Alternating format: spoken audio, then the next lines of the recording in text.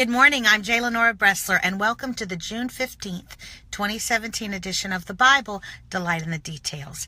We're in a multi-session series on the Psalms, which is, in addition to poetry, it is wisdom literature. And we were talking about Psalm 78, which is an instruction or teaching psalm, as well as somewhat historical, because in it the psalmist is urging people of God to teach the next generation, not just their own children, but the next generation, about the ways of God and how God is an active God whose deeds or actions do impart and impact our daily lives.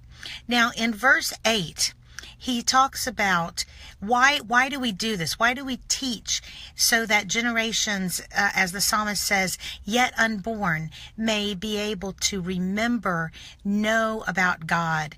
Why do we do this kind of teaching?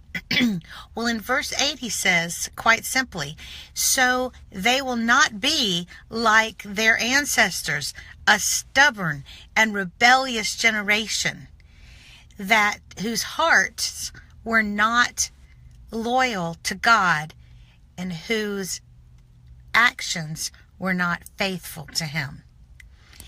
And I wanted to ask us a question. Are our hearts loyal to God? Are our actions faithful to God? Well, in order to determine that, let us talk about the actual words that are being translated from the original Hebrew. First of all, the heart. In the ancient world, particularly in the Hebrew culture, the Jewish culture, but really in most of the ancient world, the heart was deemed to be not just the center of emotions, but of the will as well. So it's not so much that the heart, the emotions are turned against God. It can certainly be that. But it is also, what is your intention? What is your will? Your heart really is the seat of your willpower and what you are intending to do. Are our intentions, is what we are deciding, this is how I'm going to live my life, this is what I'm going to be all about, are they loyal to God? Now, what does loyal mean? Excuse me. Loyalty here means to not be double-minded.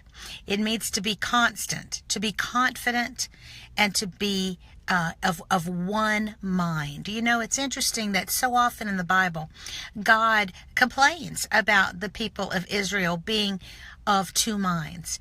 It's not always that people just turn against God completely and just say, oh, the heck with you, and go their own way, although some people do, but a lot of people don't do that, but they keep their options open. They think, yes, I'll have God plus, God and whatever else they keep in their back pocket. God does not like that. He compares himself all through the Bible to a husband. Well, what husband wants their wife to say, oh yeah, I love you, but I'm going to have a little something on the side too. No way. That is not good. So, that is a question, are we, in our will and how we live our lives, are we completely constant and of one mind toward God, or do we waver, and do we